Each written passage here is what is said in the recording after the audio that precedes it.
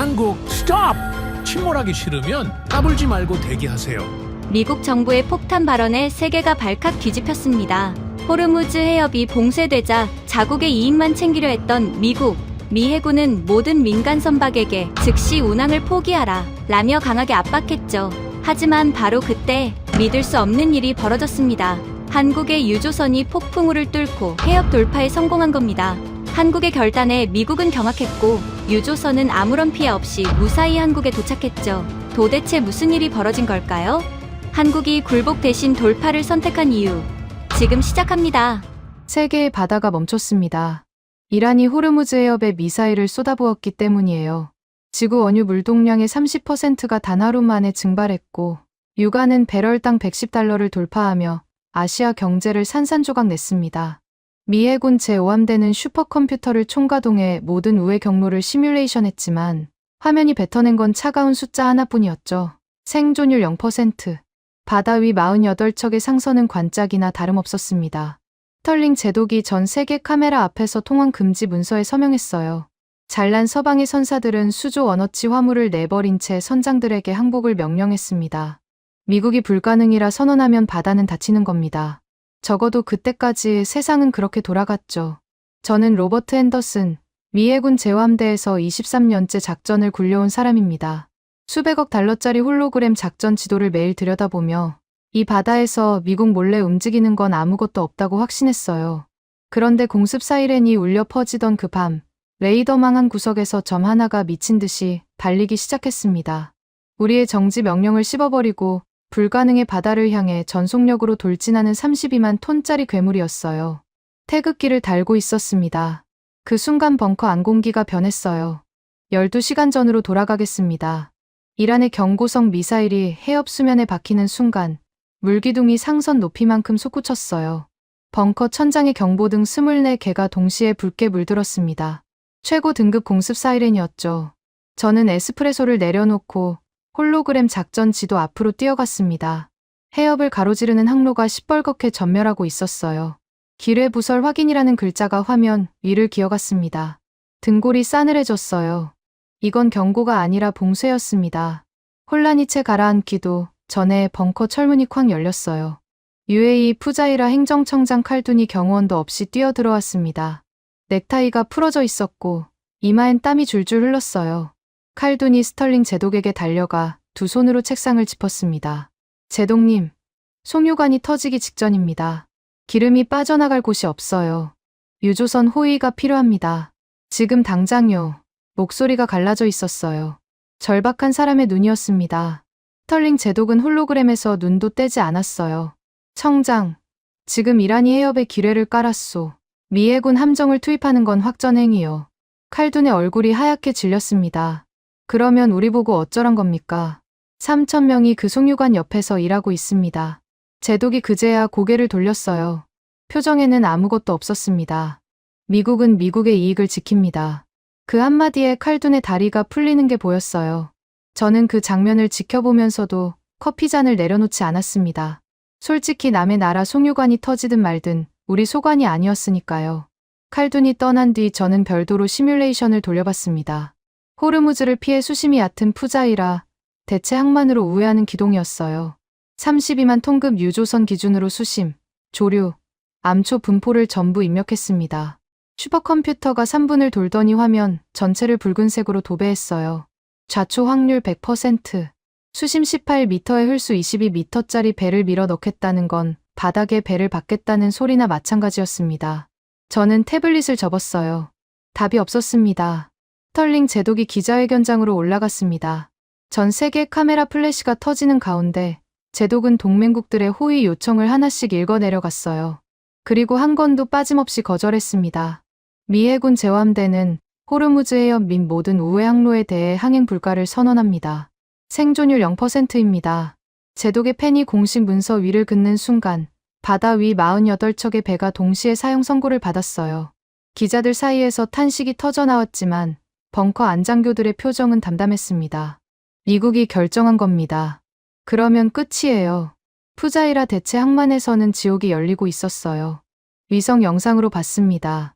기름을 빼지 못해 팽창한 송유관이 비명을 지르듯 진동하고 있었어요. 밸브를 맨손으로 부여잡고 버티는 사람이 보였습니다. 현장 반장 아흐메드였죠. 작업복이 시커멓게 찌들어 있었고 안전모에 기름이 흘러내리고 있었어요. 그 옆에서 서방 기술자들이 짐을 싸들고 차를 타고 떠나는 모습이 잡혔습니다. 아흐메드가 그 뒷모습을 보며 뭐라고 소리를 질렀어요. 위성으로는 음성이 들리지 않았지만 표정만으로도 충분했습니다. 위험해지니까 가장 먼저 도망치는 건 언제나 잘난 서양 사람들이었어요. 저는 그 화면을 끄고 에스프레소를 한 모금 마셨습니다. 안타깝지만 어쩔 수 없는 일이라고 생각했어요. 피 냄새를 맡은 놈이 있었습니다. 글로벌 해상보험 연합 중동 지부장 고든이었어요. 그 인간은 유가가 $150를 넘기자 사무실에서 샴페인을 터뜨렸다고 합니다. 그리고 10분 만에 중동 전역의 선박 보험을 기습 동결시켜버렸어요. 보험이 끊기면 배는 못 움직입니다. 사고가 나도 한 푼도 못 받으니까요. 48척의 상선이 순식간에 쇳덩어리가 됐습니다. 아시아 증시가 폭락하는 그래프를 안주 삼아 시가를 물었다더군요.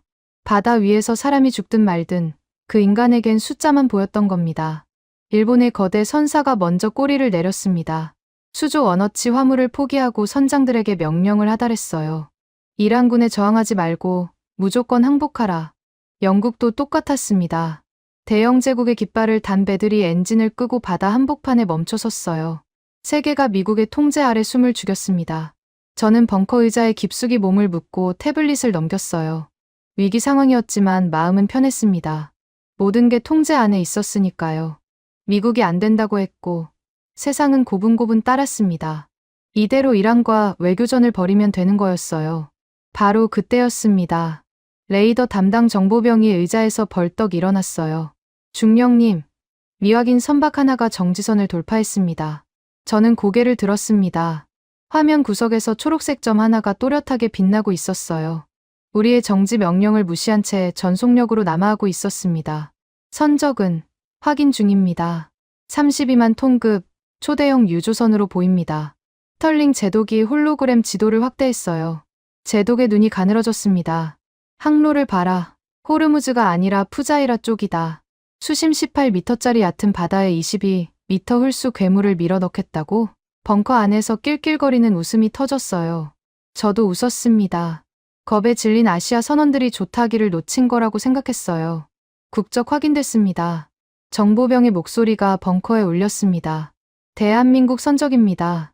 하나오션 소속 VLCC, 선명 태극호. 웃음이 멎었어요. 제독의 입꼬리가 내려갔습니다. 저는 에스프레소 잔을 들어 올렸지만 입술에 닿기 전에 손이 멈췄어요. 레이더 위의 초록색 점은 흔들림 없이 생존율 0%의 바다를 향해 똑바로 돌진하고 있었습니다. 태극호가 항로를 이탈한 지 4시간이 지났습니다. 저는 벙커 스크린 앞에 앉아 위성 영상을 지켜보고 있었어요. 32만 톤짜리 쇳덩어리가 호르무즈 해협을 비껴 남쪽으로 내려가고 있었습니다. 푸자이라 대체 항만 방향이었어요. 스털링 제독이 직접 무전을 날렸습니다. 즉시 엔진을 정지하고 현 위치에서 대기하라. 국제해사법에 의거한 공식 명령이었죠. 미 해군의 공식 정지 명령을 받으면 어떤 배든 멈춰야 합니다. 그게 바다의 법이에요. 그런데 태극호는 속력을 줄이기는커녕 오히려 올렸어요. 14노트에서 16노트로 그리고 18노트까지. 32만 톤급 유조선의 전속력이었습니다. 저는 피식 웃었어요. 한국 본사에서 안전대기 명령이 내려왔다는 정보가 이미 잡혀 있었거든요. 자기네 회사 명령도 씹고 미 해군 명령도 씹고 생존율 0%의 얕은 바다로 혼자 돌진하는 겁니다. 겁에 질려 판단력을 잃은 거라고밖에 생각할 수 없었어요. 중령, 저 배 선장이 누군지 확인했나? 스털링 제독이 물었습니다. 정보병이 태블릿을 넘기며 보고했어요. 박태준, 58세, 하나오션 소속 VLCC 전문 선장입니다. 경력 30년 이상으로 확인됩니다. 제독의 눈썹이 한쪽 올라갔어요. 30년짜리 베테랑이 이런 미친 짓을 한다고? 저도 의아했습니다. 경력이 긴 선장일수록 무모한 행동은 안 합니다. 바다가 얼마나 무서운지 뼈로 알고 있으니까요. 그런데 이 사람은 달랐어요. 슈퍼컴퓨터가 불가능이라고 찍은 바다를 향해 32만 톤짜리 배를 몰고 전속력으로 달리고 있었습니다. 제독이 코웃음을 쳤어요. 노인네가 겁먹어서 암초 위치도 모르고 뛰어드는 거겠지. 좌초하면 기름 유출 처리 비용 산출해 놔라. 벙커 안장교들이 킥킥 웃었습니다. 저도 고개를 끄덕였어요. 수심 18m에 흘수 22m짜리 괴물을 밀어넣는 건 자살행위니까요. 그 배는 바닥을 긁기도 전에 암초에 걸려서 두 동강이 날 겁니다. 6시간 뒤 위성 영상이 바뀌었습니다. 태그코가 푸자이라 앞바다에 도착한 거예요. 거센 조류가 휘몰아치는 좁은 수로 입구에 32만 톤짜리 쇳덩어리가 아슬아슬하게 멈춰섰습니다. 닻이 내려가는 굉음이 위성 음향 센서에까지 잡혔어요. 쇠사슬이 바닥을 긁으며 내는 소리가 천둥 같았습니다. 스털링 제독이 위성 영상을 최대로 확대했어요. 화면 속 바다가 흉악했습니다. 조류가 초당 3m 가까이로 흘러가고 있었고 수면 아래 암초들이 물살에 부딪혀 하얀 포마를 뿜어내고 있었어요. 악마의 목구멍이라는 별명이 괜히 붙은 게 아니었습니다. 그런데 이상한 일이 벌어졌어요. 갑판에서 수백억 원짜리 장비팀이 내려올 거라고 예상했습니다. 최소한 특수 작업선 두세 척은 따라왔을 거라고 생각했죠. 그런데 위성 카메라에 잡힌 건 사람 하나였어요. 소금기에 바랜 낡은 작업복을 입고 허리춤에 구형 무전기 하나만 찬 늙은 사내였습니다. 장비도 없고 수행원도 없었어요. 그 사람이 갑판 사다리를 타고 천천히 내려오더니 부두 진흙탕으로 뚜벅뚜벅 걸어갔습니다. 통신기를 꺼버리고요. 저는 눈을 비볐어요. 32만 톤짜리 초대형 유조선을 끌고 생존율 0%의 바다에 뛰어든 책임자가 고작 수첩 한 권 들고 진흙탕에 서 있었습니다. 스털링 제독이 화면을 가리키며 낮게 중얼거렸어요. 저게 한국의 최정예인가? 볼품 없군. 부두 상황은 위성으로 봐도 험악했습니다. 아흐메드라는 현장 반장이 팽창 직전에 송유관 밸브를 맨손으로 부여잡고 버티고 있었어요. 기름때에 절은 작업복이 시커멓게 찌들어 있었고 안전모 틈으로 땀이 비 오듯 흘렀습니다. 서방 기술자들은 진작 도망쳤고 남은 건 현지 노동자 3,000명뿐이었어요. 그 사람들이 목숨을 걸고 파이프를 붙잡고 있었습니다. 거기에 32만 톤짜리 쇳덩어리가 들이닥친 겁니다. 아흐메드가 낡은 수첩 하나만 든 박선장을 올려다봤어요. 위성 영상에서도 아흐메드의 표정이 읽혔습니다. 경계심을 넘어 저기에 가까운 눈이었어요. 상황이 터졌습니다. 현지 노동자 수십 명이 부두로 몰려나왔어요. 배가 찢어지면 우리 바다만 썩는다. 누군가 소리를 지르자 연장통이 날아왔습니다. 스패너와 파이프 렌치가 한국 선원들의 발치에 떨어졌어요. 몽키 스패너 하나가 갑판 난간에 부딪혀 불꽃을 튀기며 쩡소리를 냈습니다. 폭동 직전이었어요. 위성으로 지켜보던 저는 속으로 생각했습니다. 끝났군. 바다도 적이고 항구 사람들도 적이면 답이 없는 거였어요. 아무리 깡이 있어도 물리적으로 불가능한 상황이었습니다. 고든이 움직인 건 바로 그 타이밍이었어요. 정보병이 런던발 긴급 통신을 스크린에 띄웠습니다. 글로벌 해상보험 연합중동 지부가 본사에 공문을 날린 겁니다. 한국 배가 불법 항로에 진입했으니 즉시 보험을 박탈하라. 내용은 간결했지만 효과는 치명적이었어요. 보험이 끊기면 배는 유령선이 됩니다. 사고가 나도 보상을 못 받고 항구에 입항도 못하고 화물 인수도 안 돼요. 합법을 가장한 사형 선고였습니다. 고든이라는 인간은 육아 폭등에 전 재산을 베팅해놓고 육아를 안정시킬 가능성이 있는 모든 배를 죽이고 있었어요. 스털링 제독이 그 공문을 보고 고개를 끄덕였습니다. 당연한 조치지. 보험도 없이 폭풍 수역에 들어간 배는 해적선이나 마찬가지야. 저는 아무 말 없이 커피를 마셨어요. 바다의 법도, 보험의 법도, 군사 명령도 전부 한국 배를 막고 있었습니다. 세상 모든 규칙이 태그코를 관짝으로 만들려 하고 있었어요. 그런데 위성 영상에서 이해할 수 없는 장면이 잡혔습니다. 연장통이 날아오고 노동자들이 고함을 지르는 와중에 박태준이라는 늙은 선장은 그 어떤 반응도 보이지 않았어요. 도망치지도 않고 소리를 지르지도 않고 손을 들어 항복하지도 않았습니다. 그 사람은 부두 가장 끝으로 걸어갔어요. 콘크리트가 끝나고 바닷물이 시작되는 경계선에 쪼그려 앉았습니다. 그리고 손가락을 바닷물에 담갔어요. 물을 찍어서 입으로 가져갔습니다. 맛을 보는 거였어요. 32만 톤짜리 배를 끌고 생존율 0%의 바다에 뛰어든 사람이 수백억 원짜리 장비 대신 자기 혀로 바다의 맛을 보고 있었습니다. 벙커 안이 조용해졌어요. 아무도 웃지 않았습니다. 스털링 제독이 화면을 빤히 들여다보더니 천천히 입을 열었어요. 원시적이군. 그 말투에는 조롱이 섞여 있었지만 평소의 여유는 없었습니다. 저는 커피잔을 내려놓았어요. 위성 화면 속에서 늙은 선장은 바닷물을 한 번 더 찍어 맛본 뒤 주머니에서 수첩을 꺼냈습니다. 몽당 연필로 뭔가를 빠르게 적기 시작했어요. 쪼그려 앉은 자세 그대로 날아오는 연장통에 눈 하나 깜짝하지 않고 오로지 바다만 보고 있었습니다. 양복 입은 서양 사람들은 에어컨 밑에서 계산기만 두드렸지만 소금에 찌든 한국의 늙은 마도로 쓰는 바다의 맛부터 직접 본 겁니다. 그때는 몰랐어요. 그 쪼그려 앉은 자세가 에어컨 쌩쌩 돌아가는 이 벙커보다 더 정확한 답을 갖고 있었다는 거려. 다음 날 새벽, 위성 영상에 이상한 장면이 잡혔습니다. 태극호 갑판에서 뭔가가 내려오고 있었어요. 특수 장비가 아니었습니다. 사람이었어요. 박태준 선장이 밧줄 사다리를 타고 해수면까지 내려가더니 바다 위에 떠있는 작은 배로 옮겨 탔습니다. 32만 톤짜리 초대형 유조선 옆에 붙어있는 그 배는 위성으로 봐도 한심할 만큼 작았어요. 나무로 만든 낡은 목선이었습니다. 아흐메드 반장의 배였죠. 페인트가 벗겨지고 배전에 이끼가 낀 어디서 구해왔는지도 모를 고물이었어요. 저는 커피를 한 모금 마시며 화면을 확대했습니다. 두 사람이 나란히 목선에 탔어요. 어제까지 연장통을 던지며 저기를 드러내던 아흐메드와 그 앞에서 눈 하나 깜짝 안턴박 선장이 같은 배에 올라탄 겁니다. 목선의 방향이 이상했어요. 항구 안쪽이 아니라 바깥쪽, 그것도 가장 거친 암초 지대를 향해 나아가고 있었습니다. 푸자이라 앞바다에서 악마의 이빨이라 불리는 구간이었어요. 수면 아래 날카로운 암초들이 빼곡하게 솟아 있어서 소형 선박조차 접근을 꺼리는 곳이었습니다. 그런데 더 기막힌 건 그 다음이었어요. 태그코의 브릿지에서 무전이 나왔습니다. 우리 감청망에 잡힌 내용이었죠. 박 선장이 자기 배 수석 항해사에게 지시한 겁니다.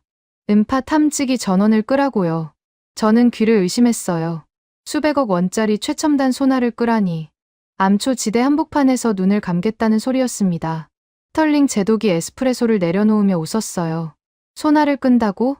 원시인들이 바다에 제사라도 지내려는 건가? 벙커 장교들 사이에서 킥킥거리는 소리가 돌았습니다.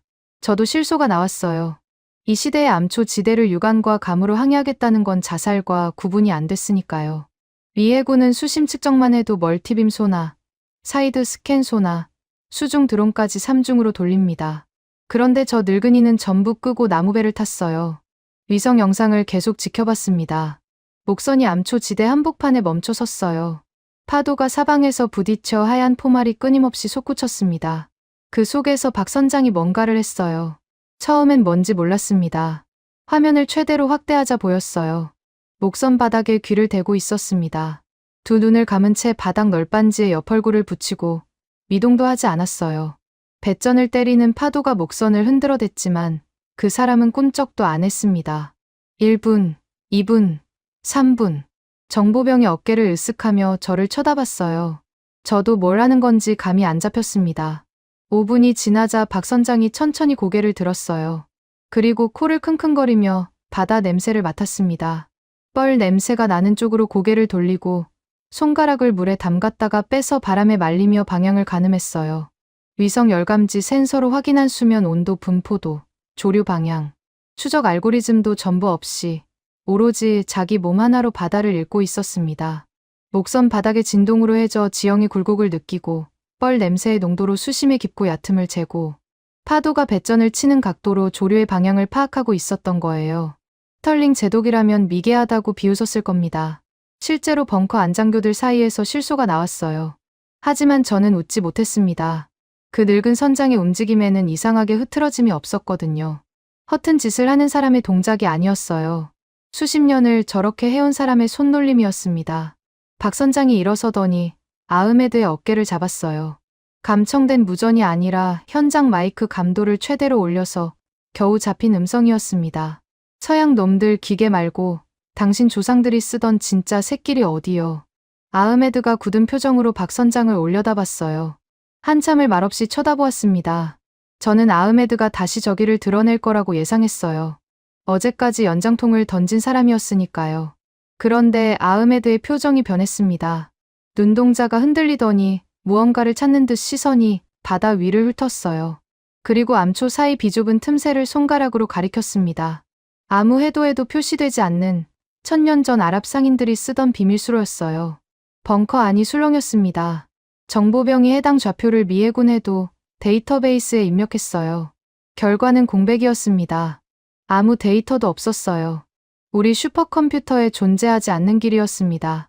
스털링 제독의 얼굴에서 웃음이 사라졌어요. 데이터에 없는 것은 존재하지 않는 겁니다. 그게 제독의 철학이었죠.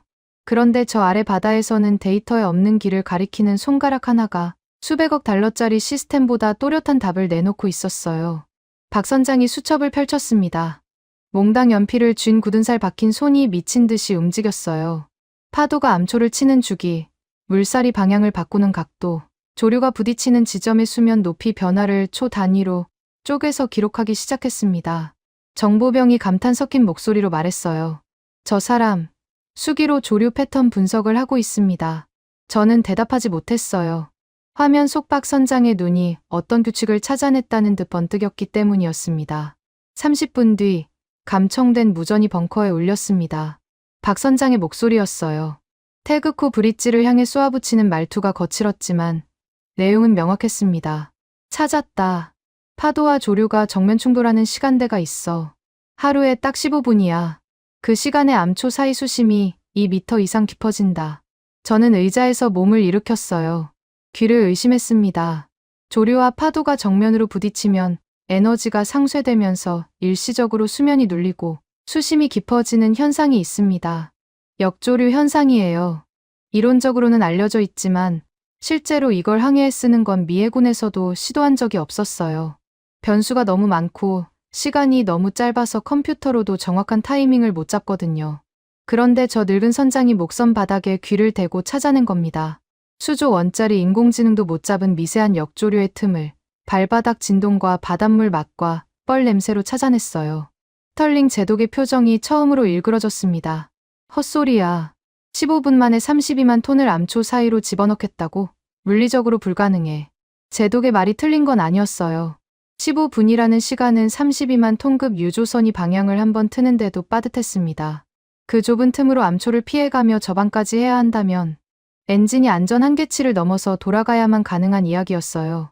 바로 그때 태그코 엔진실에서 무전이 올라왔습니다.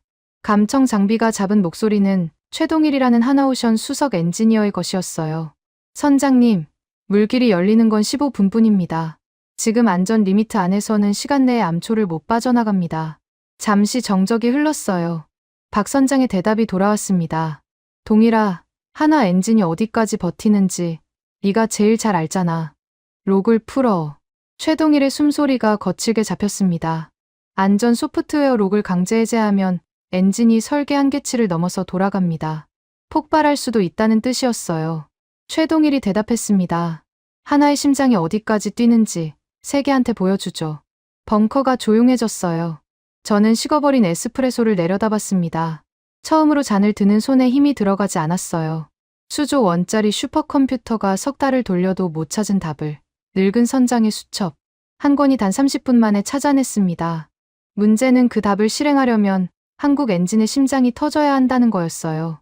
작전 개시 6시간 전 감청망의 태그코 조타실 내부 회의가 잡혔습니다. 박 선장이 항해사들을 모아놓고 수첩을 펼치며 말한 내용이었어요. 지금까지 저반에 실패한 이유가 뭔지 아나? 바다가 아니야. 서양 놈들이 만든 직진 저반 매뉴얼이 문제야. 정보병이 동시통역을 돌리며 내용을 스크린에 띄웠습니다. 저는 의자를 끌어당기며 화면에 집중했어요. 박 선장의 설명은 이랬습니다. 서양식 매뉴얼은 대형 선박이 항구에 접근할 때 직선으로 속도를 줄이며 들어가도록 설계돼 있어요. 조류가 약한 정상적인 항구에서는 그게 맞습니다.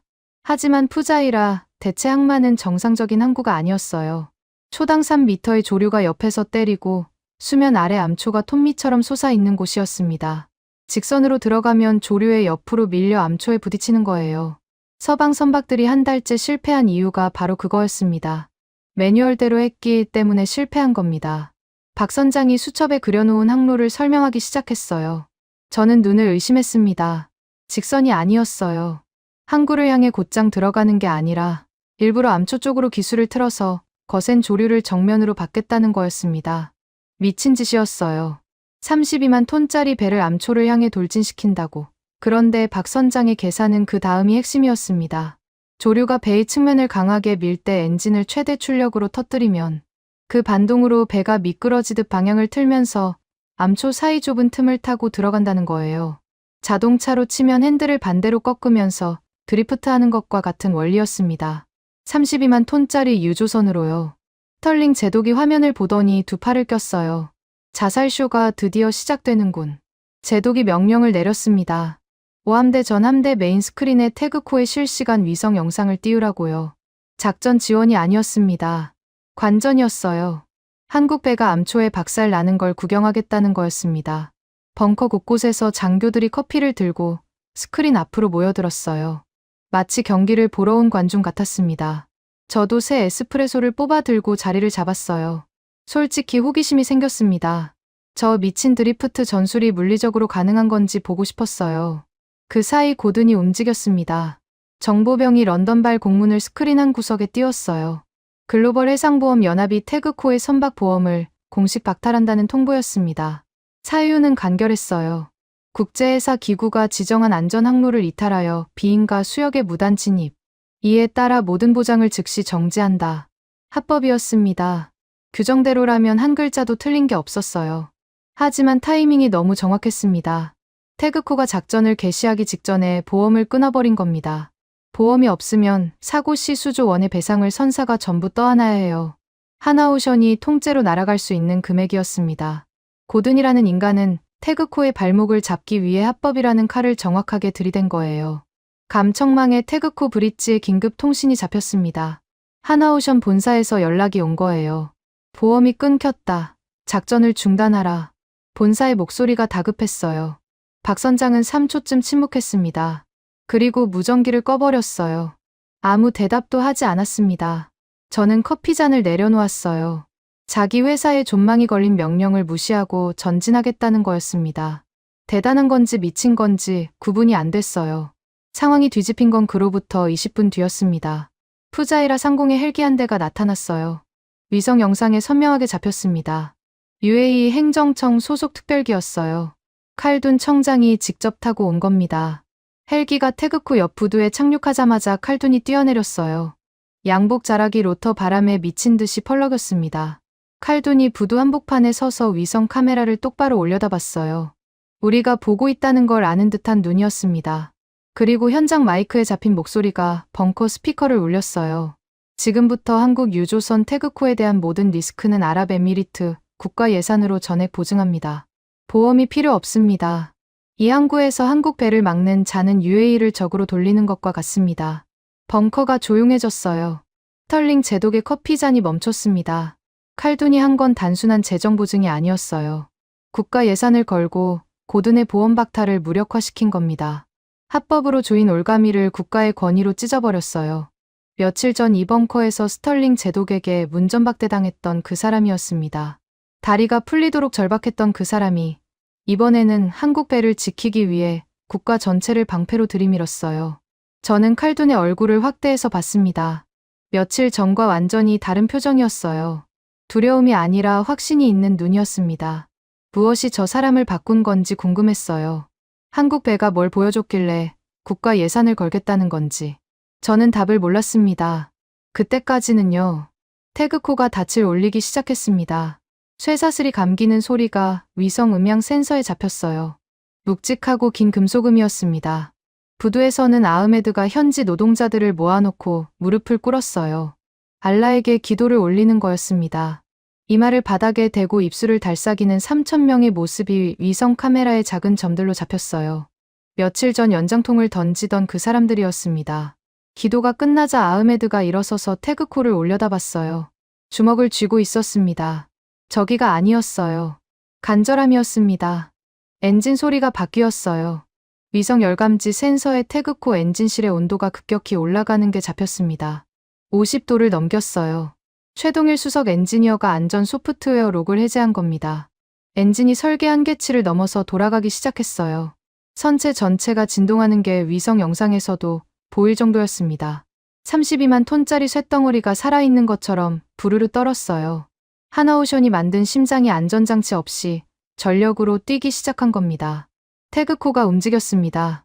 모두가 피해야 한다고 배운 방향으로요. 항구 입구가 아니라 가장 날카로운 암초 지대를 향해 기술을 돌렸어요. 속력이 올라갔습니다. 10노트, 12노트, 14노트. 32만 톤의 질량이 점점 빨라지며 암초를 향해 돌진했습니다. 벙커 안장교들의 웃음이 사라졌어요. 진짜로 하는 거였습니다. 진짜로 암초를 향해 전속력으로 달리고 있었어요. 스크린 앞에 모여있던 장교 하나가 커피잔을 내려놓고 한 발 뒤로 물러섰습니다. 마치 스크린 속 배가 자기에게 돌진해 오는 것 같았던 거겠죠. 조류가 바뀌는 시간이 다가오고 있었어요. 박 선장이 수첩에 적어놓은 말 15분이었습니다. 위성 영상 속 바다가 변하기 시작했어요. 수면 아래에서 뭔가가 요동쳤습니다. 바닥에 뻘이 소용돌이치며 흙탕물이 솟구쳤어요. 파도와 조류가 정면으로 충돌하면서 수면이 울퉁불퉁 일그러졌습니다. 물기둥이 암초 사이에서 분수처럼 솟아올랐어요.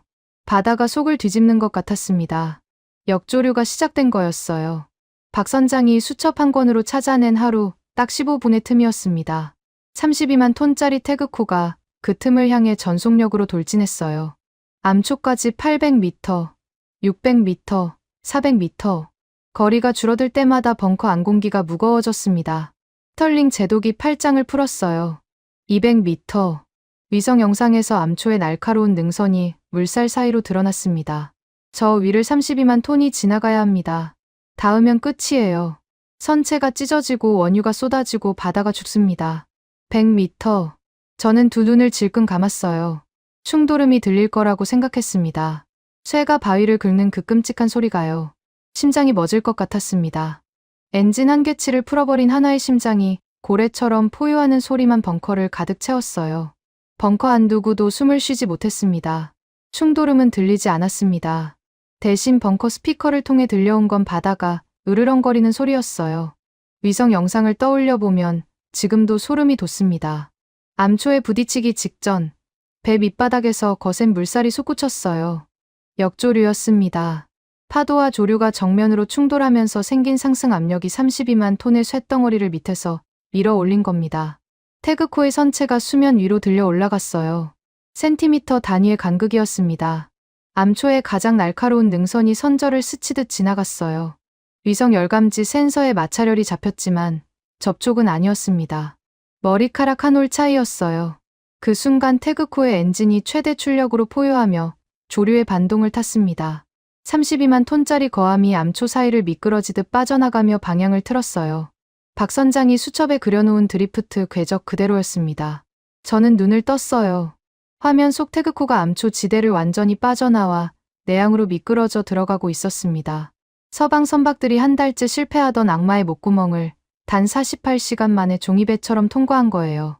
접근 불가 판정을 받은 항구에 32만 톤짜리 유조선이 주차를 하고 있었습니다. 저는 손에 들린 에스프레소 잔을 내려다봤어요. 잔이 떨리고 있었습니다. 제 손이 떨리는 거였어요. 벙커에 숨막히는 정적이 내려앉았습니다. 아무도 말하지 않았어요. 스크린 앞에 늘어서 있던 장교들이 커피잔을 든 채 얼어붙었습니다. 방금까지 관전 모드로 킥킥거리던 사람들이었어요. 구경하러 온 건데 구경당한 꼴이 된 겁니다. 스크린 속에서 태그코가 부두에 부드럽게 접안하는 모습이 실시간으로 중계되고 있었어요. 제 손가락에서 에스프레소 잔이 미끄러졌습니다. 바닥에 떨어지며 깨지는 소리가 벙커에 또렷하게 울렸어요. 아무도 고개를 돌리지 않았습니다. 전부 스크린만 보고 있었어요. 스털링 제독의 얼굴이 붉게 물들었습니다. 제독이 옆에 서 있던 정보병이 멱살을 움켜쥐었어요. 위성 센서 고장 아니냐? 수심 데이터를 다시 돌려. 정보병이 허둥지둥 키보드를 두드렸습니다. 슈퍼컴퓨터가 다시 돌아갔어요. 같은 좌표, 같은 조건, 같은 알고리즘이었습니다. 화면이 뱉어낸 결과는 여전히 붉은 글씨였어요. 좌초 확률 100%. 컴퓨터는 여전히 불가능이라고 말하고 있었습니다. 하지만 현실은 달랐어요. 스크린 한쪽에서는 불가능하다는 시뮬레이션이 돌아가고 다른 한쪽에서는 그 불가능을 뚫어버린 배가 부두에 닿아 있었습니다.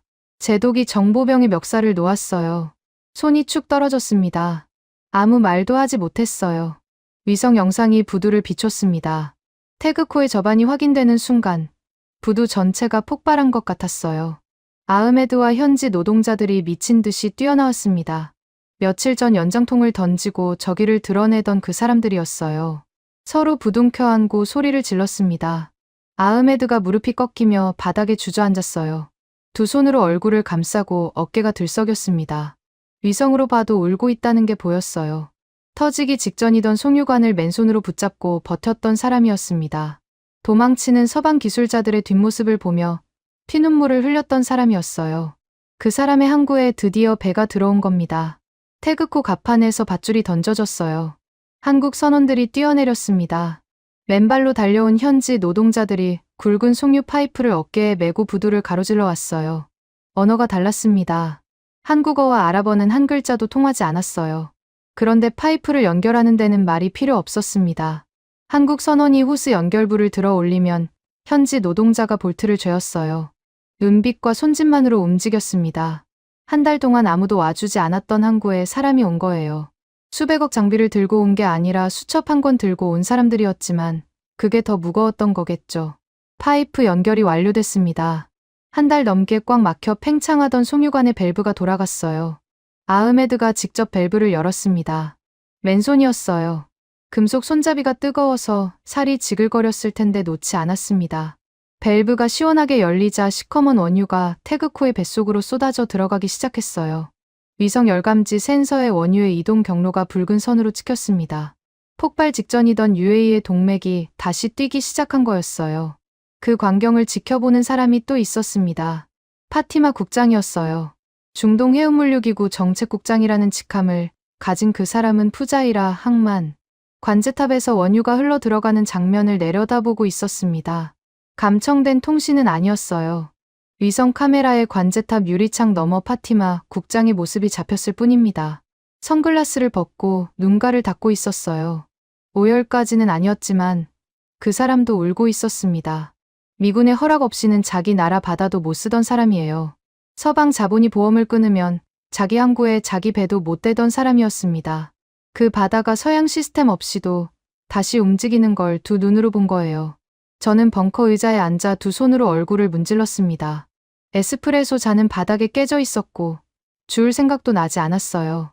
스크린 속에서 원유가 폭포수처럼 태극호에 쏟아지는 화면이 돌아가고 있었습니다. 아까까지 불가능이라고 웃던 바로 그 스크린이었어요. 수조 원짜리 슈퍼컴퓨터가 불가능이라 찍었고 세계 최강 미해군 제독이 자살행위라 못 박았고 글로벌 보험사가 보험까지 끊어버린 그 바다에서 수첩 한 권 든 늙은 선장이 32만 톤짜리 배를 주차시키고 기름을 싣고 있었습니다.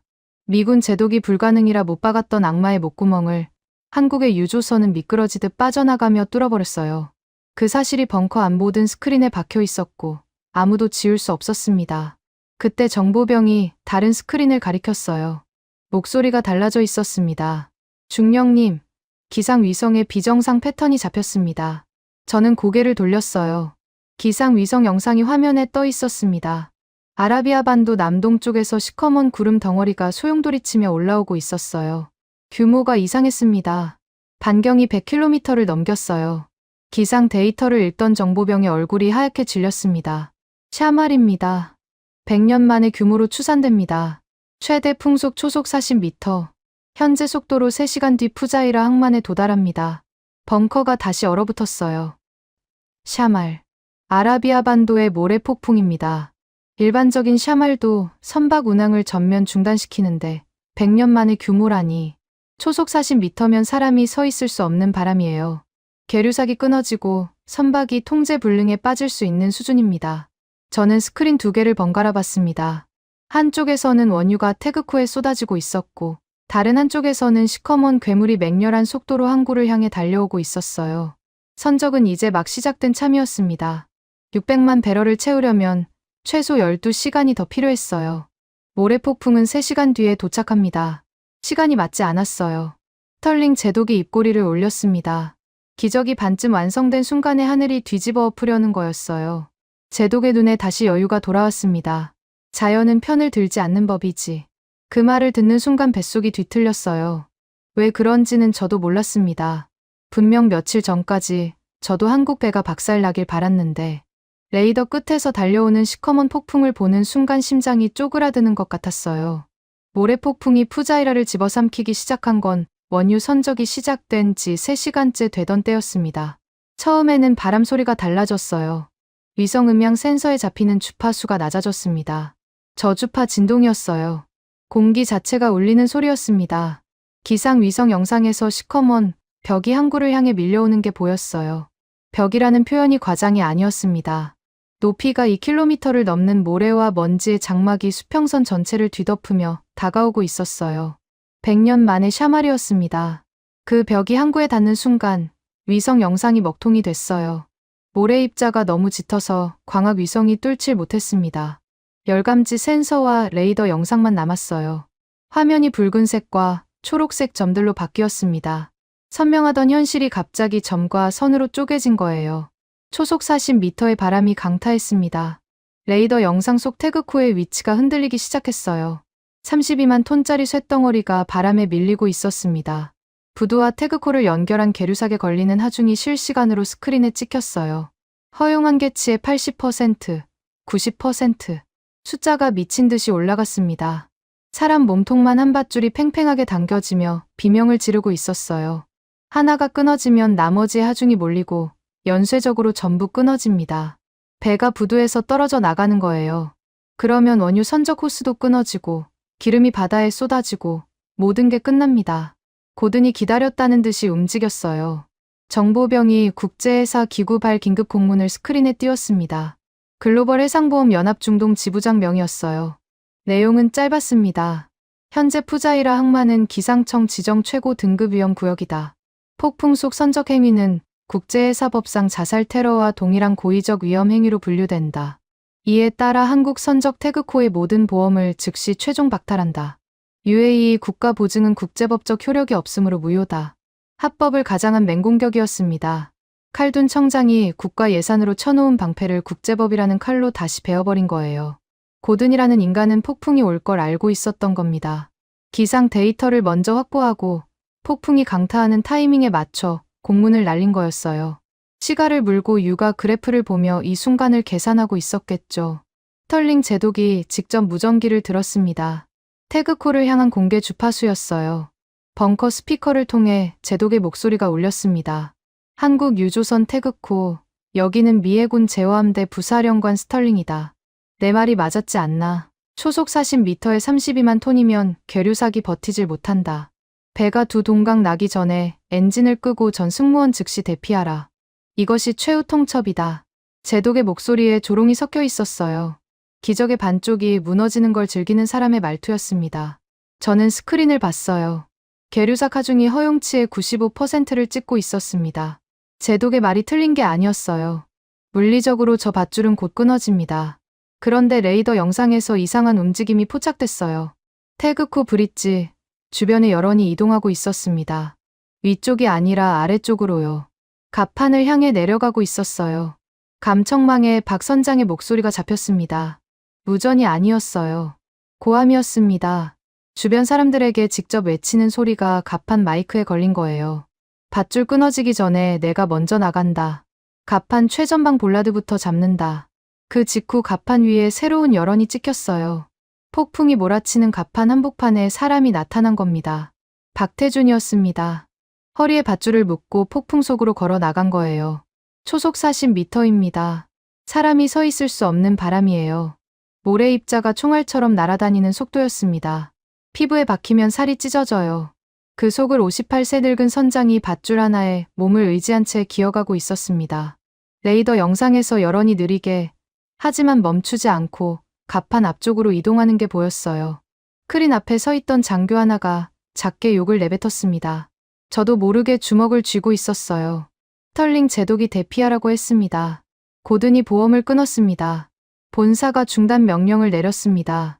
세상의 모든 규칙이 물러서라고 말하고 있었어요. 그런데 저 사람은 반대쪽으로 걸어가고 있었습니다. 폭풍을 등지는 게 아니라 정면으로 들어가고 있었어요. 부두 쪽 레이더 영상도 변했습니다. 여론 수십 개가 흩어지고 있었어요. 사람들이 도망치는 거였습니다. 서방에서 파견된 컨설턴트들과 감독관들이었어요. 차량 여론이 내륙 방향으로 빠르게 이동하는 게 찍혔습니다. 짐을 싸서 차를 타고 도망친 거예요. 위기가 닥치자 가장 먼저 등을 보인 건 역시 양복 입은 사람들이었습니다. 에어컨 나오는 사무실에서 매뉴얼을 읊조리며 감독하던 사람들이 바람 한 번에 짐을 싸들고 사라졌어요. 그런데 부두 한쪽에서 움직이지 않는 여러 무리가 있었습니다. 아흐메드와 현지 노동자들이었어요. 감청망에 아흐메드의 목소리가 잡혔습니다. 바람 소리에 묻혀 끊기고 갈라졌지만 단어 하나하나가 또렷했어요. 한국 사람들이 저 갑판 위에서 목숨을 걸고 있다. 우리 땅이다. 우리 바다다. 우리가 우리 항구를 버릴 텐가.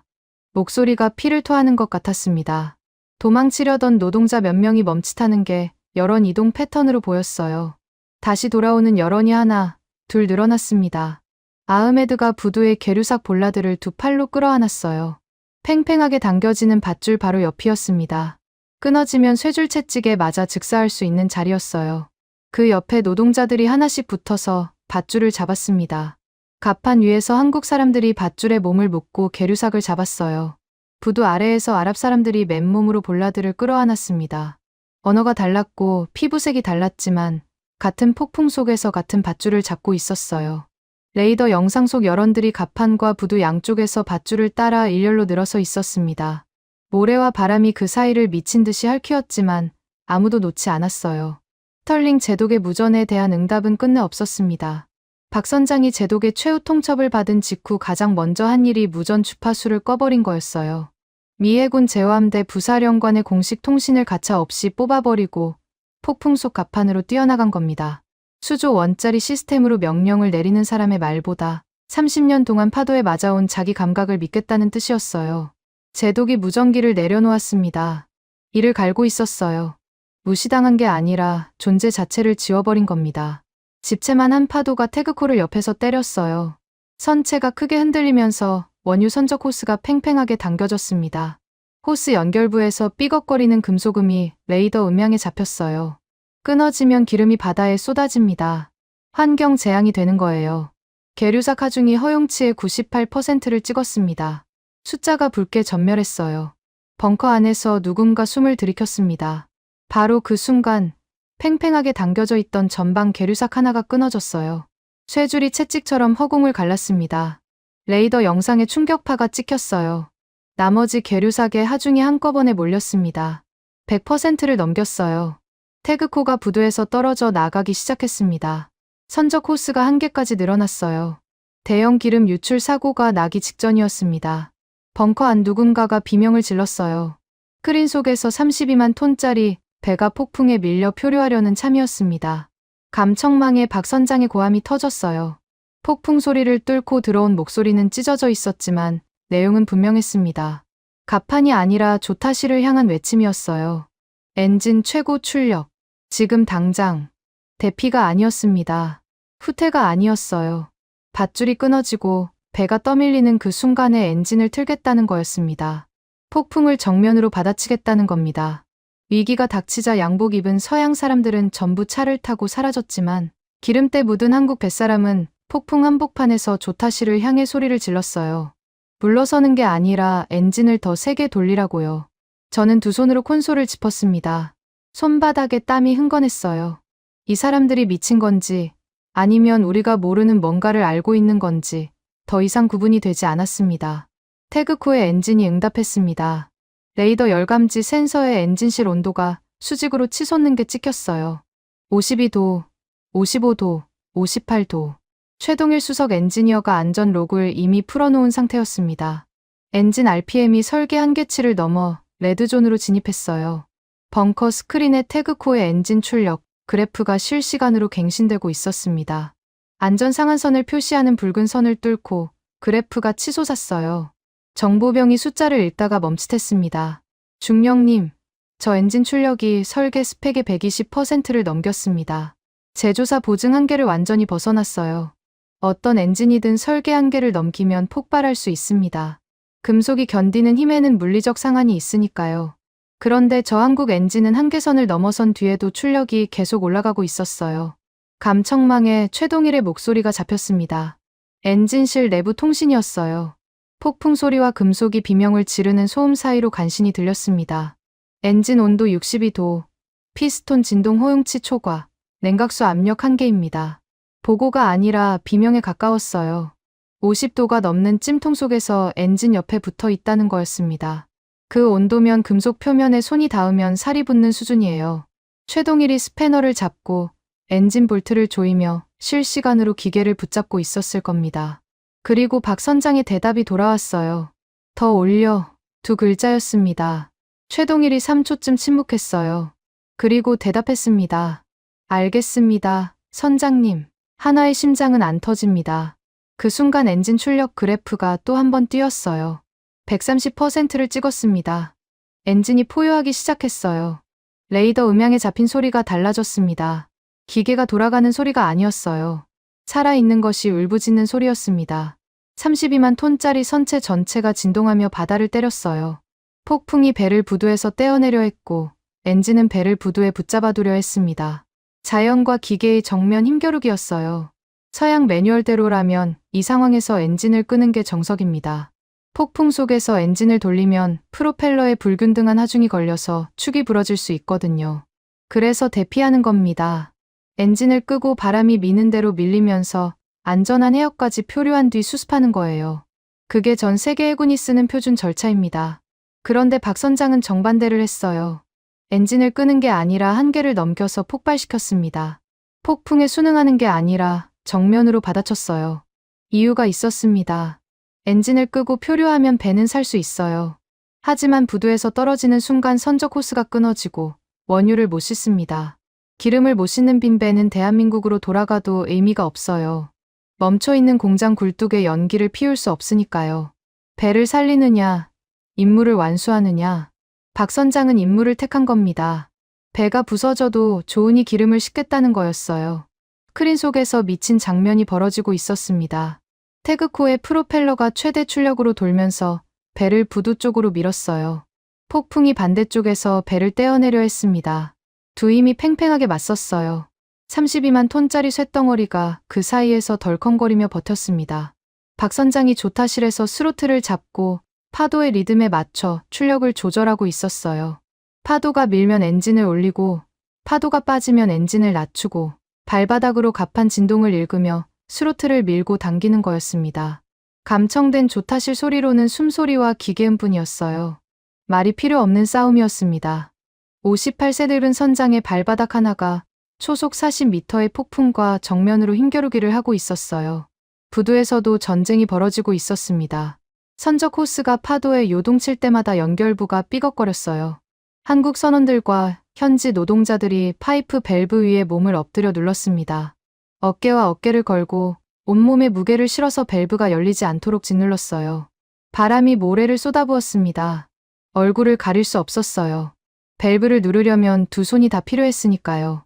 모래가 눈에 박히고 살을 긁었을 겁니다. 열감지 센서에 체온이 찍힌 열원들이 밸브 주변에 다닥다닥 붙어 있었어요. 한국어와 아랍어가 섞여서 고함이 오갔지만 번역할 필요가 없었습니다. 잡아, 밀어, 놓지 마. 폭풍 속에서 필요한 말은 그것뿐이었어요. 1시간이 지났습니다. 2시간이 지났어요. 엔진 온도가 70도를 넘겼습니다. 엔진실에 있는 최동일의 목소리가 점점 갈라졌어요. 기침 소리가 섞이기 시작했습니다. 엔진 냉각수에서 나오는 증기를 마시고 있는 거였어요. 벙커 안장교 하나가 고개를 저으며 중얼거렸습니다. 저 엔진 아직도 돌아가는 거야? 스펙상 진작 터졌어야 하는데. 저도 같은 생각이었어요.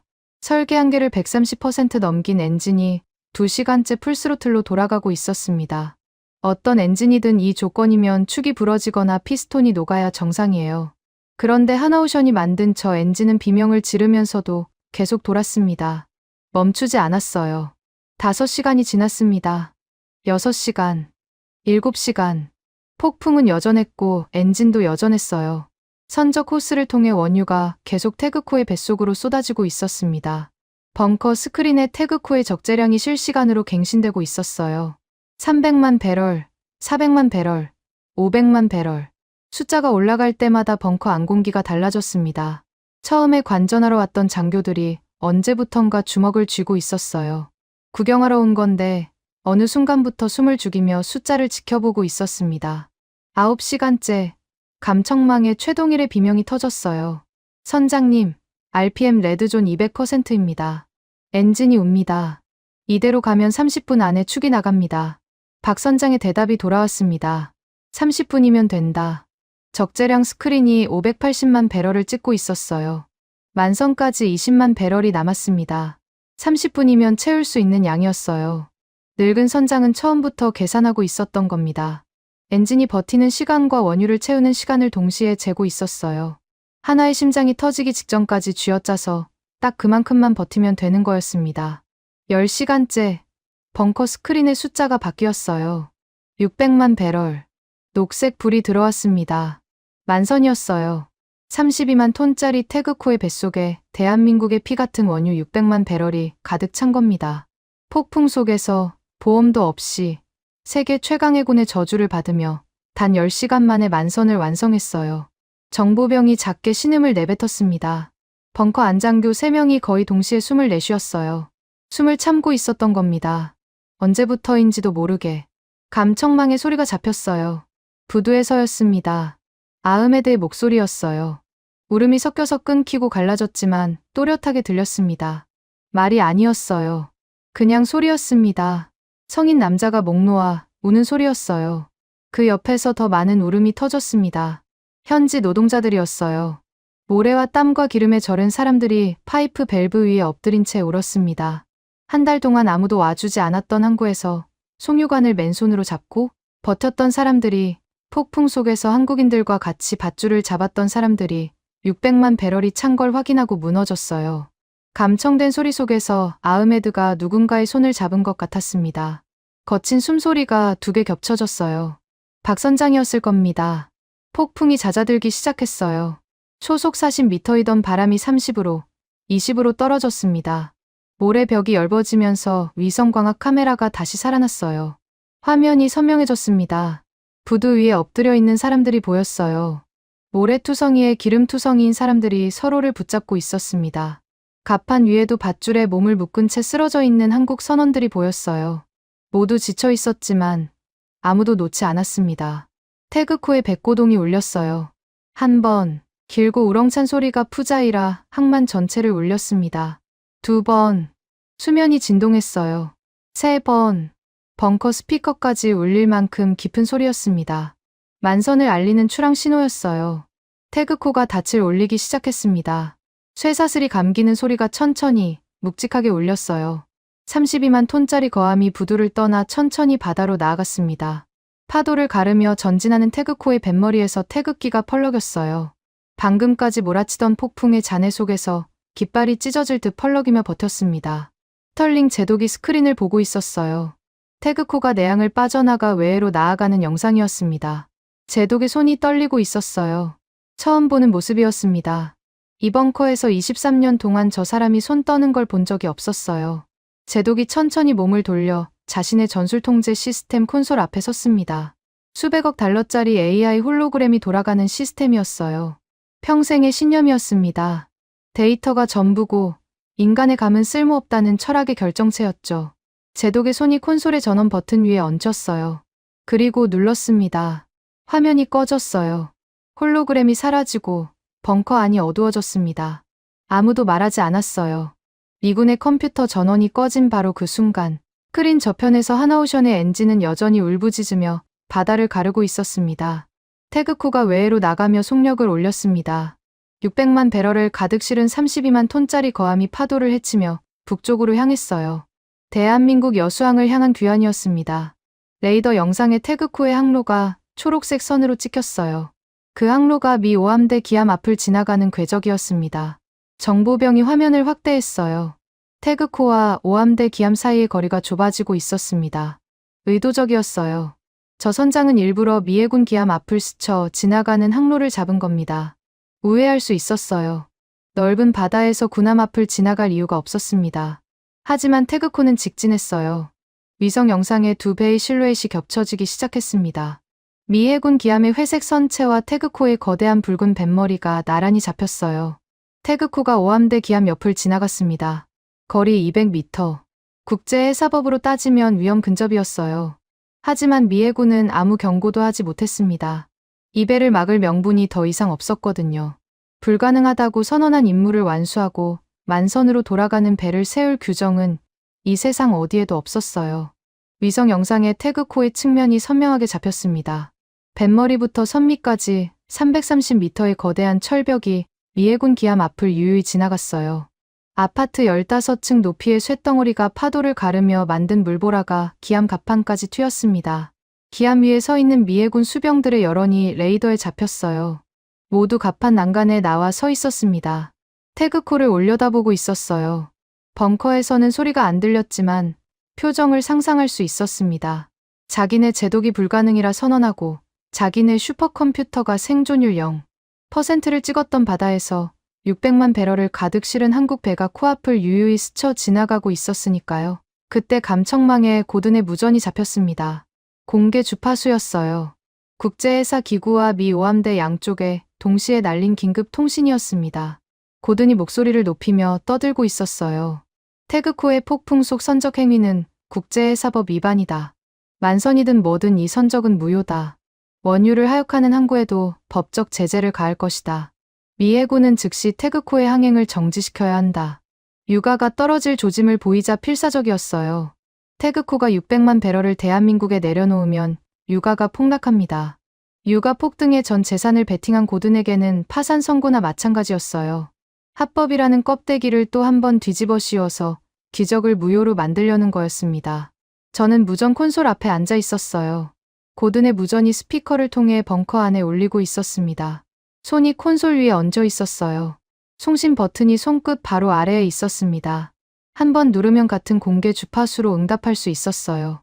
23년 동안 이 자리에서 미해군의 명령을 전달하는 일만 했습니다.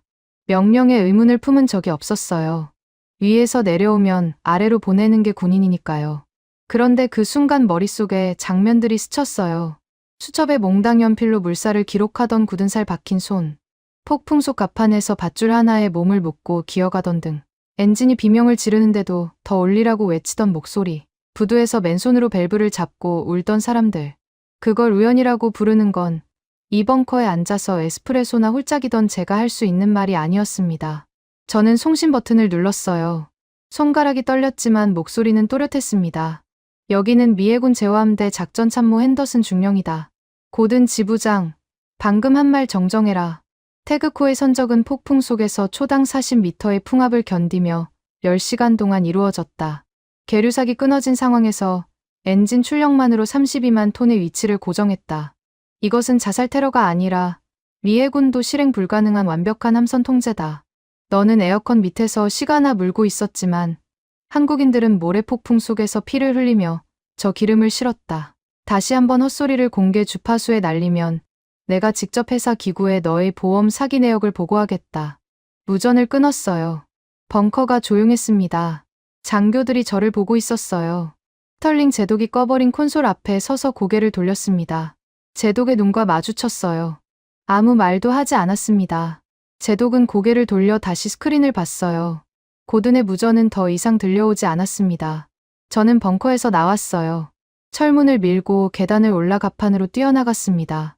바깥 공기가 얼굴을 때렸어요. 모래폭풍의 잔여가 아직 바람에 섞여 있었습니다. 눈이 따가웠어요. 난간을 잡고 바다를 봤습니다. 태그코가 멀어지고 있었어요. 330m짜리 거대한 선체가 수평선을 향해 미끄러져 갔습니다. 선미의 태극기가 펄럭이고 있었어요. 바람에 찢길 듯 흔들렸지만 떨어지지 않았습니다. 600만 배럴의 무게를 싣고 폭풍의 흉터를 온몸에 새긴 채 조국을 향해 돌아가는 배였어요. 저는 차렷 자세를 잡았습니다. 23년 동안 이 자세로 성조기에만 경례해왔어요. 오른손을 들어 관자놀이에 붙였습니다. 멀어지는 태극기를 향한 거수경례였어요. 바람이 군복 자락을 흔들었습니다. 눈에 모래가 들어와 따가웠지만 내리지 않았어요. 태그코의 실루엣이 수평선 너머로 사라질 때까지 손을 내리지 않았습니다. 제 뒤에서 갑판 문이 열리는 소리가 났어요. 장교 2명이 난간 옆에 나란히 섰습니다. 말없이 거수경례를 붙였어요. 그 뒤로 하나 더. 또 하나. 미 오함대 기암의 갑판 위에 미해군 장교 5명이 나란히 서서 멀어지는 태극기의 경례를 올렸습니다.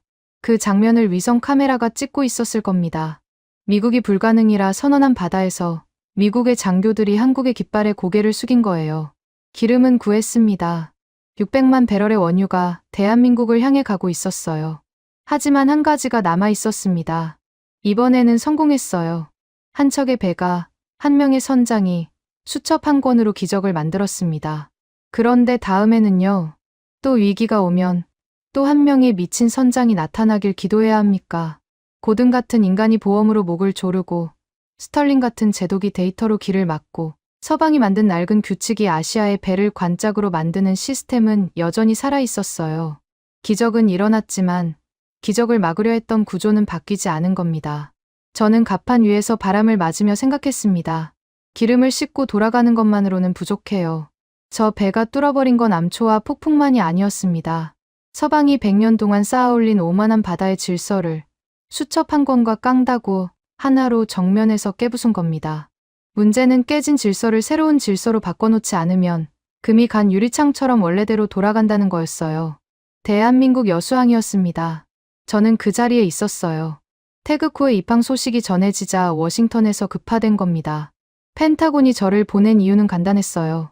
현장에서 처음부터 끝까지 지켜본 유일한 미군 장교가 저였으니까요.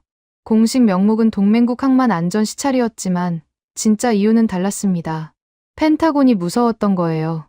미 해군이 불가능이라 선언한 임무를 한국이 해냈다는 사실이 전 세계에 퍼지기 전에 미국 측 관점에서 정리할 사람이 필요했던 겁니다. 저는 여수항 부두에 서서 수평선을 바라봤어요. 이른 아침이었습니다.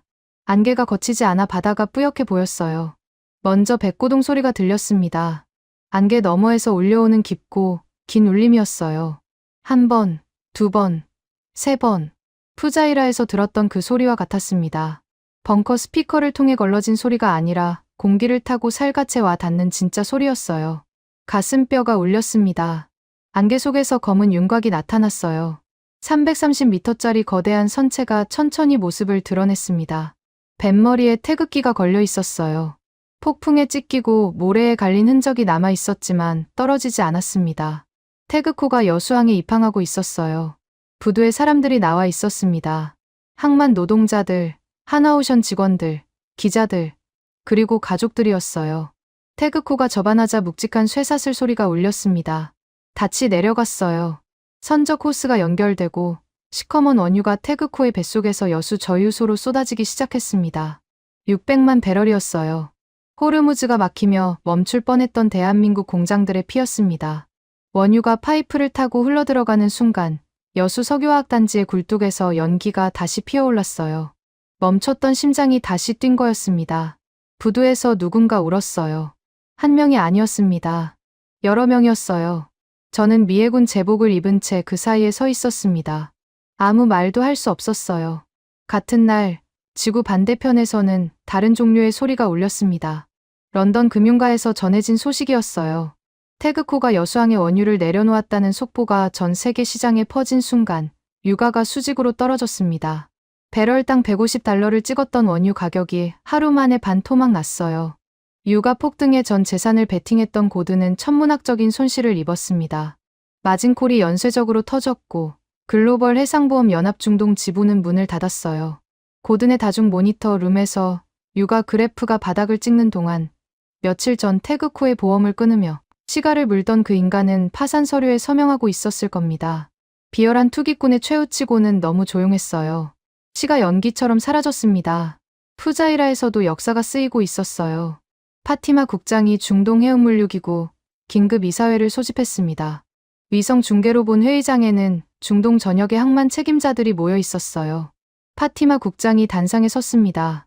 만년필을 들고 서류를 펼쳤어요.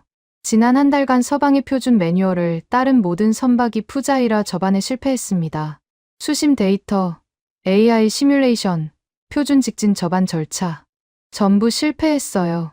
반면 한국의 박태준 선장은 아날로그 수첩 하나로 역조류 시간대를 찾아냈고 서양 매뉴얼에 없는 드리프트 전술로 32만 톤급 유조선을 접안시켰습니다. 폭풍 속에서 엔진 출력만으로 선체를 고정하며 10시간 만에 만선을 완성했어요. 회의장이 조용했습니다. 파티마 국장이 만년필 뚜껑을 열었어요. 오늘부로 중동 해운물류기구는 기존의 서방식 비상항만 접안 매뉴얼을 공식 폐기합니다. 앞으로 중동의 모든 비상시 항만 매뉴얼은 한국식 현장 돌파술로 전면 교체됩니다. 만년필이 서류 위를 그었습니다. 서방이 100년 동안 쥐고 있던 바다의 규칙이 한 줄의 서명으로 찢어진 거였어요.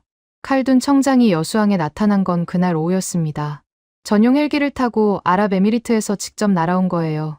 활주로가 아니라 부두에 착륙했습니다. 로터 바람에 양복이 펄럭이는 것도 신경 쓰지 않고 뛰어내렸어요. 박 선장을 찾고 있었습니다. 태극호 갑판 아래 선원 휴게실에서 박 선장을 찾아냈어요. 저도 따라갔습니다. 박 선장은 기름때가 묻은 작업복 그대로 플라스틱 의자에 앉아 있었어요. 앞에 소주병 하나와 종이컵이 놓여 있었습니다. 칼둔이 숨을 고르며 봉투를 내밀었어요. 선장님, UAE는 당신에게 영구 고문직과 푸자이라 항만의 총괄 감독권을 제안합니다. 보수는 백지수표입니다. 원하는 금액을 적어주십시오. 박 선장이 봉투를 내려다봤어요. 3초쯤 봤습니다. 그리고 종이컵에 소주를 따르며 고개를 저었어요. 고맙습니다. 청장님. 근데 난 한국 바다 냄새가 제일 좋습니다. 칼둔의 손이 허공에 멈췄어요. 박 선장이 소주를 한 모금 마시고 눈을 감았습니다. 지친 사람의 얼굴이었지만 편안했어요. 수첩은 작업복 주머니에 여전히 꽂혀 있었고 몽당 연필은 그 옆에 끼워져 있었습니다. 같은 시각 푸자이라 항만에서는 아흐메드가 새 건물 앞에 서 있었습니다. 하나랍 현장 돌파 연대 센터라는 간판이 걸려 있었어요. 폭풍이 핥히고 가나안구 한복판에 세워진 작은 건물이었습니다. 아흐메드가 초대 센터장으로 취임하는 날이었어요. 위성 중계로 본 아흐메드의 모습은 달라져 있었습니다. 시커멓게 찌든 작업복 대신 깨끗한 셔츠를 입고 있었지만 손은 여전히 갈라지고 기름때가 빠지지 않았어요. 그 손으로 뭔가를 가슴에 품고 있었습니다. 바닷물에 절어 쭈글쭈글해진 낡은 가죽 수첩이었어요. 박 선장이 떠나면서 툭 던지고 간 거였습니다. 아흐메드가 그 수첩을 센터 건물 정중앙에 마련된 유리 진열장에 올려놓았어요. 옆에 몽당 연필이 나란히 놓였습니다. 아흐메드의 어깨가 떨렸어요. 고개를 숙이더니 유리 위에 이마를 대고 한참을 그대로 있었습니다. 수첩 한 권이 수백억 달러짜리 슈퍼컴퓨터를 이긴 증거였어요. 폭풍 속에서 같이 밧줄을 잡았던 사람이 남기고 간 유일한 물건이었습니다. 전 세계 선사들의 반응은 즉각적이었습니다. 태그코가 폭풍 속에서 보여준 하나오션 엔진의 데이터가 해운업계에 퍼지자 콧대 높던 유럽 선사들이 줄을 서기 시작했어요. 설계 한계의 200%까지 밀어붙여도 터지지 않은 엔진. 초속 40m의 폭풍 속에서 10시간을 풀스로틀로 견딘 내구성. 어떤 서양 제조사의 카탈로그에도 없는 숫자였습니다. 하나오션의 초극한 환경 전천 후 유조선 주문이 쏟아졌어요. 북유럽 최대 해운사, 지중해 석유 메이저, 일본 선사까지 먼저 연락을 해왔습니다.